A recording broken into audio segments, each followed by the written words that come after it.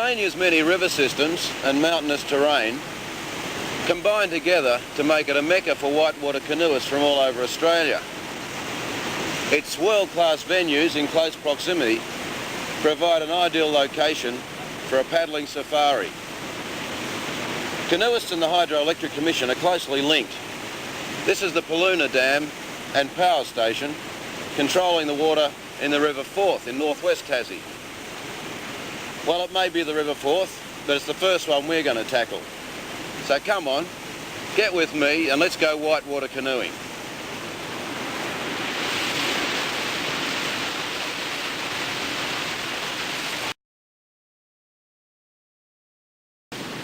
Nick Hall, 19, the best performed canoeist on the Apple Isle. The only Tasmanian to represent Australia at the World Slalom and Wildwater Championships. Majors in maths at the National University, Canberra. Tim Jolly, the youngest of the group at 18, still at school and studying for matriculation this year.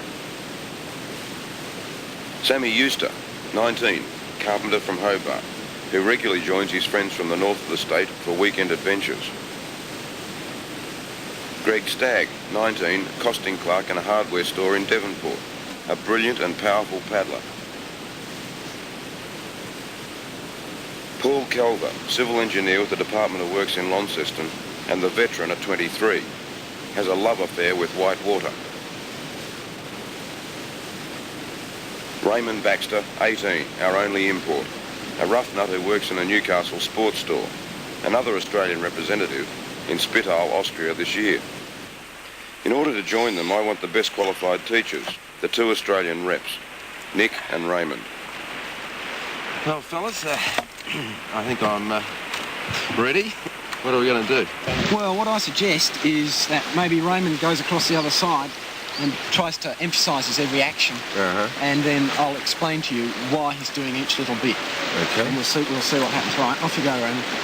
To start with, you'll find that he's leaning downstream as he goes across the current, paddling only on the downstream side of his canoe. Yeah. This is so that the water doesn't catch the edge of his boat, and also so that his paddle doesn't get washed underneath his boat on the upstream side. You saw just then how he went into the eddy, leant upstream for the same effect, but the current's moving in the opposite direction, and then you just did the same process coming back. The main point to remember is just to keep your boat so that the water is always going always hitting the bottom of the boat. If you went upstream, the water would build up on the boat and sort of tip you over that way. Whereas normally if you hold the boat up, the water's running under the boat, so it can't build up and tip you over. It's just running under the boat. Fair enough. Well, it sounds good. We'll get over there and you can go over and give it a go. Okay. Life ain't always easy on your body, but at least the water's softer than the air. And if you mean to ride about a pony, you better see inside for what it's worth.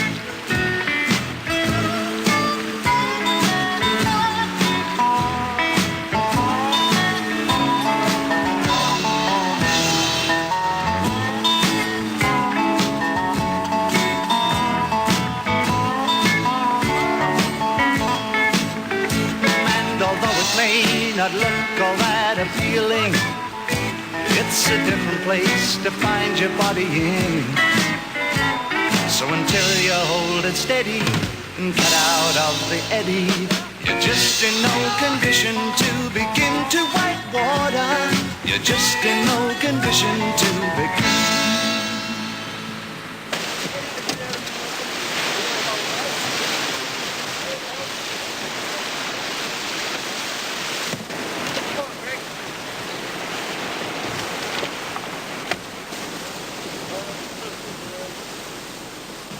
Well, I've made a mess of it, but watch Paul, an inventive canoeist, both in the water and out of it, getting in.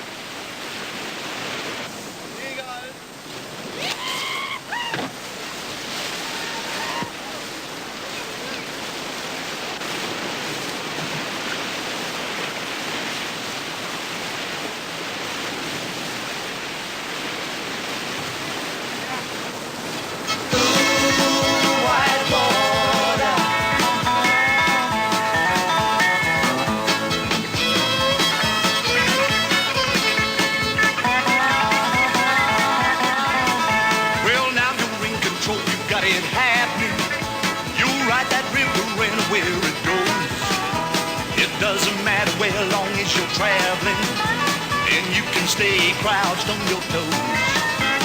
Carried by the currents round the corners, crashing through the foam in your canoe. Fix your senses proper, sitting on a stopper, or hang around and do a loop or two. Ooh, white water.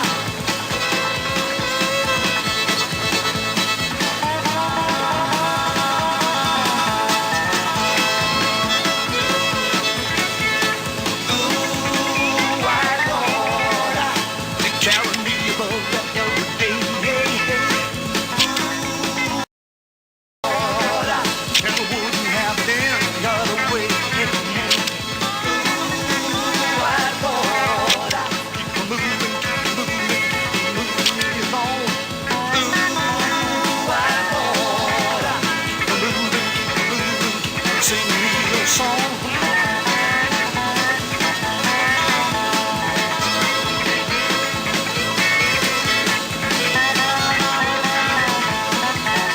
Now rolling loops will put you through your faces. White water's tearing at your face and hands, and you'll be carried through the most amazing places on a trip where nothing's out. Once it's in your blood, there's no denying. There's very little you wouldn't do to make sure your weekend is spent with your best friend on white water in your kayak or canoe. Ooh, water. Ooh, white water. Ooh, white water. Ooh, white water.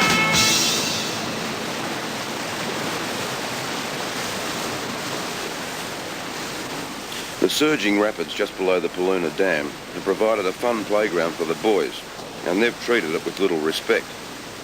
But to me, the stopper waves look unbelievably intimidating.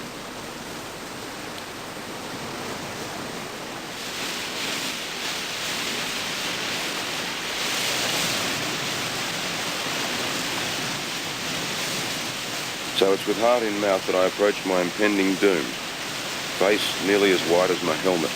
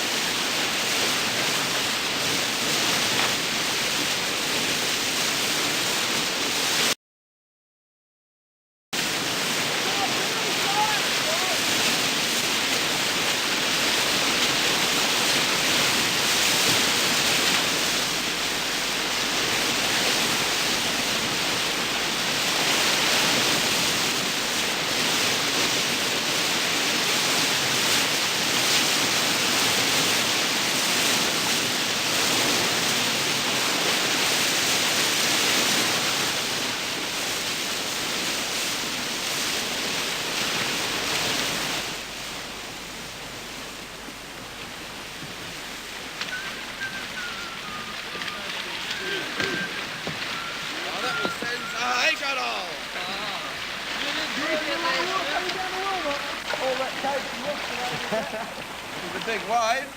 Yeah, it's a monster wave. At least it didn't fall in. That's one good thing. We were close there a couple of times when we had it. He's been very dry.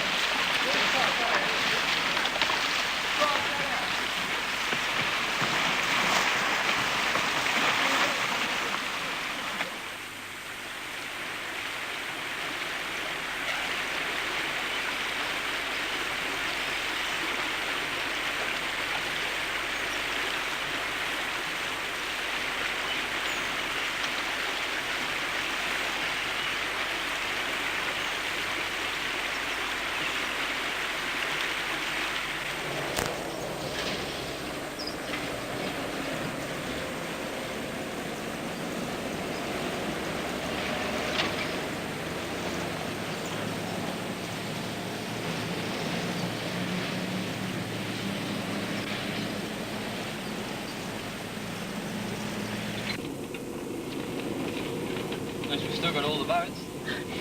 Yeah, all my patches are starting to come off again.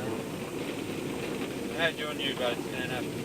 Really good, except for the last 2 inches, which disappeared. How'd you do that? Back the loops in the stopper and Standing ground.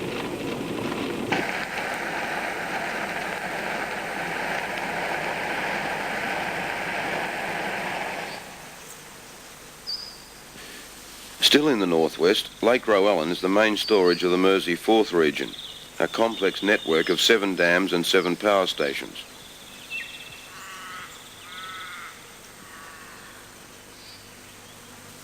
When water is released from Rowan, it flows through some 8 kilometres to the next dam. The narrow, steep gorge provides few exit points for canoeists.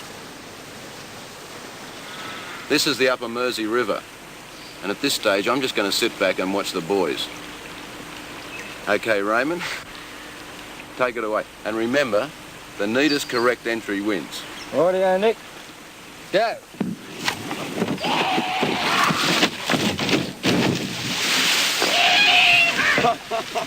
Really?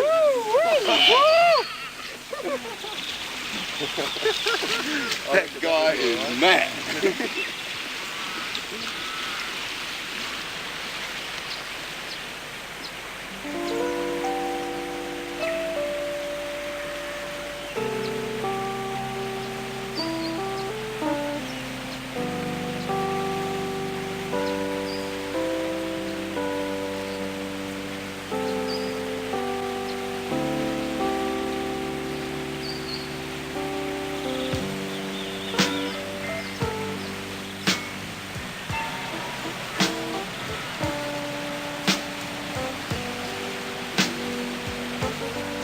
You may wonder why, seeing these people paddling down the river, they're zigzagging all over everywhere, and they're cutting out in eddies and paddling upstream, and generally looking like that they're taking the longest way down the rapids. Well, this manoeuvring of your boat gives you a great deal of satisfaction, because you're able to put your boat exactly where you want it, travelling in exactly the right direction at exactly the right speed. It is also great fun practising.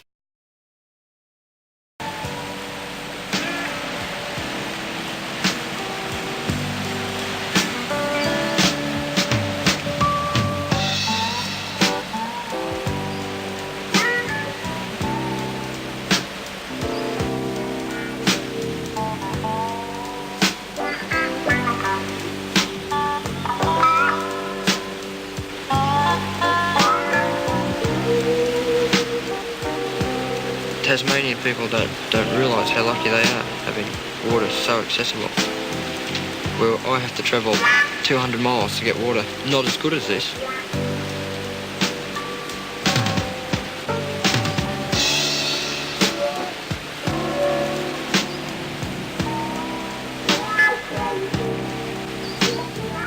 Another beautiful thing about canoeing is that it makes so many incredibly beautiful places more easily accessible. You find that you can get to places that maybe no one else has ever been before, if you're lucky. Even if people have been there before, I mean, you can think to yourself that no one else has been there before.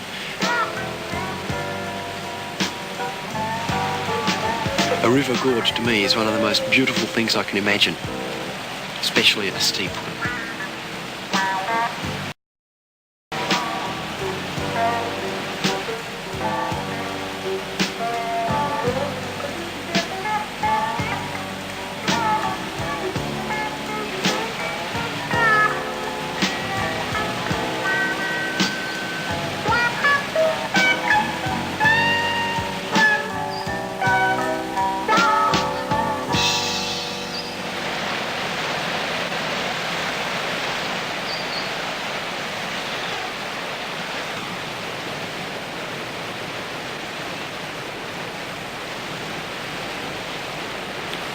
Through scenery that's breathtaking, their run has looked easy, but I feel better looking on. At the end of the section, the river is turned at right angles by a small rock face called the Berlin Wall, and with the liberated feeling of thinking that just maybe no one has been here before, the boys enjoy themselves west of the wall.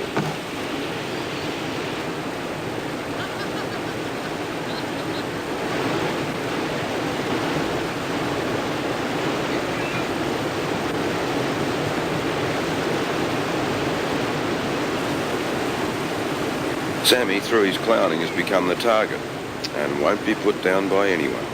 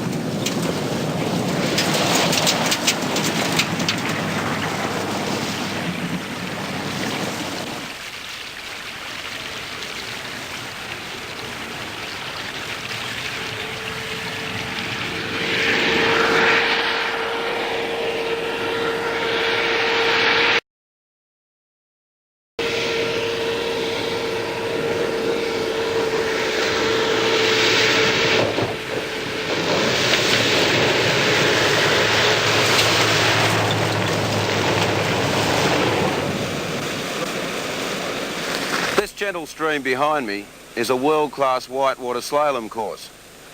With the cooperation of the hydro and the turn of a wheel, it can...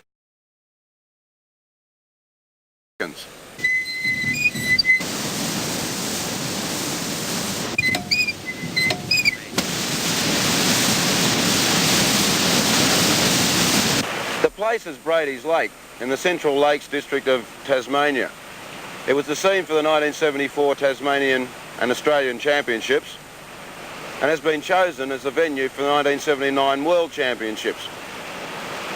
With a drop of 16 metres in a matter of 400 or 500 yards and the volume of water that they put down here, it makes for some very spectacular white water. In fact, here it comes now.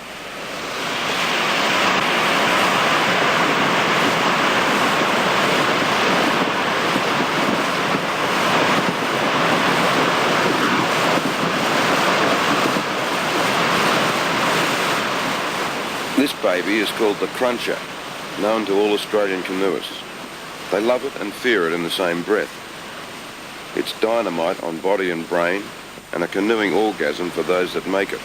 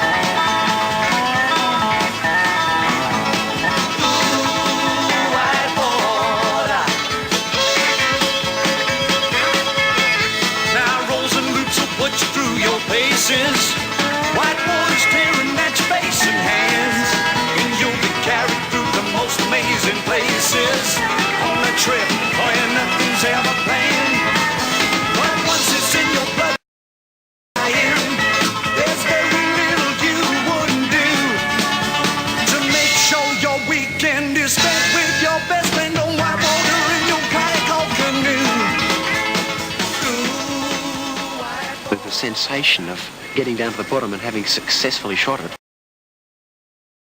on cloud nine sort of thing. It's a challenge to be able to come out of that rapid and sort of turn around and say, shit, look up there, I just did that.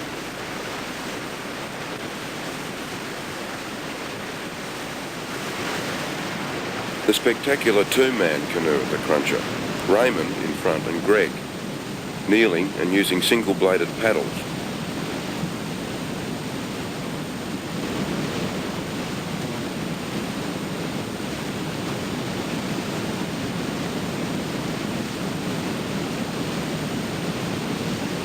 Watch the power of Greg at the back as his paddle snaps.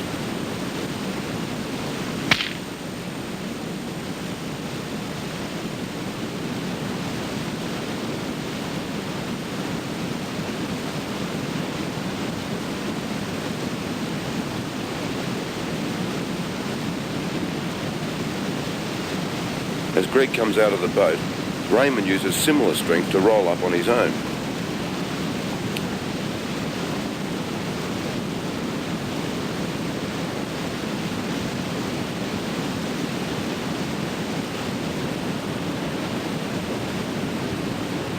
Now Raymond gets the feel of the Brady's Lake Slalom course rocks. The cruncher has taken toll of some of the best of them, but usually, after taping up wounds to body and canoe, and borrowing another paddle, they come back for more.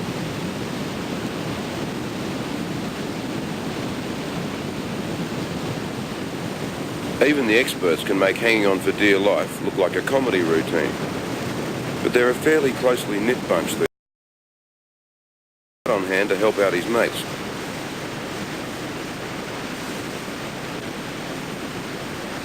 Or is it just that it's his canoe which is being battered against the rocks? At least Greg is able to salvage half a paddle.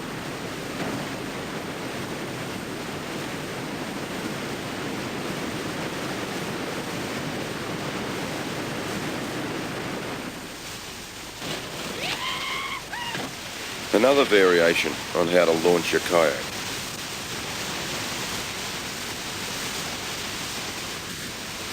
The last section of the slalom course takes its name from the steepest street in Hobart. It's like a funnel, narrow and fast. And if you come out of your boat, absolutely no escape until you're washed into the waters of Brady's Lake. Brady's Lake is an extremely hazardous course because if you do capsize and come out of your boat, the water is shallow and the rocks are sharp and you can very easily get minor cuts and gashes. There isn't all that much water going down Brady's Lake, but it's very fast and shallow, and because of this, you're extremely likely to hit the rocks if you capsize or bruise yourself. Everybody bruises themselves if they fall in.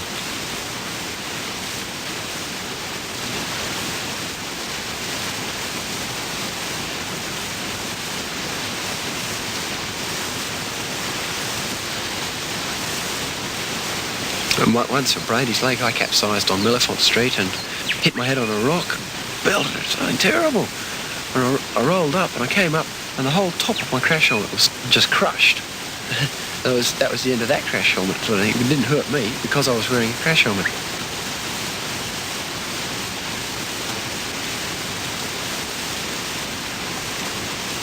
The first time I ever paddled Brady's Lake was in the Australian Championships in '74. I'd just built myself a new boat.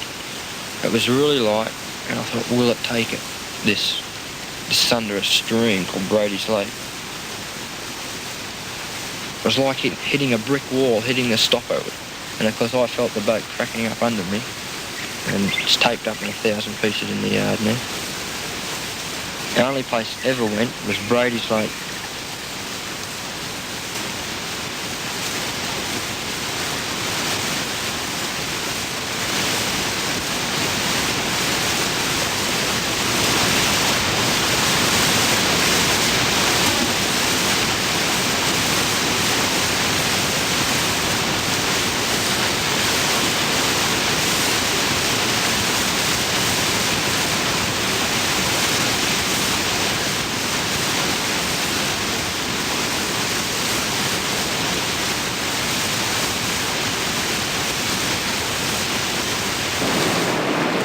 I've been watching the experts come down the Brady's Lake course for the last day and a half, and I've come to realise that if I don't give it a crack myself, I'm going to lose the total respect of these guys. So here I go down the last 150 yards known as Millefont Street. Could be anything.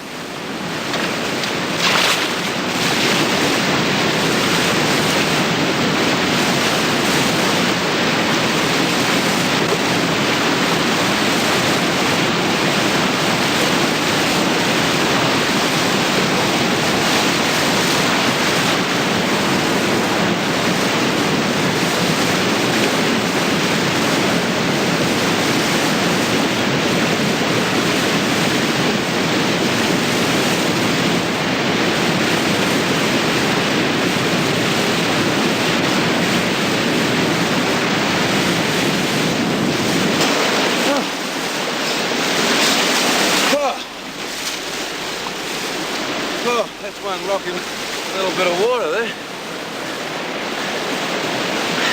Well, there you are. You see, it's not as easy as it looks. What are you doing up there? What did I do wrong, Greg? Well, as soon as you came to the top eddy, you just leaned upstream. You went straight over the top of the boat. I thought I was leaning a bit. No, it was just a very slight angle upstream. It got you. Not fast, not sort of It's far pretty enough. fast up there, and you got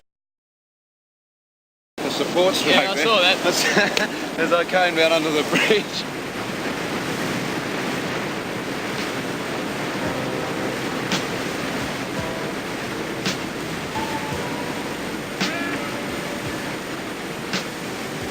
Well, I may not have actually tamed the rivers of Tasmania, but through the force of some of this water, I've now got a first-hand appreciation of why practically the whole state is powered by hydroelectricity. We all got a big charge out of the week's safari, and it's proved a couple of things to me. By contrast to my topsy-turvy efforts, the skill shown by the boys is no mean accomplishment, and Tasmania is definitely the place for a canoeing expedition. The land of the blazing paddles.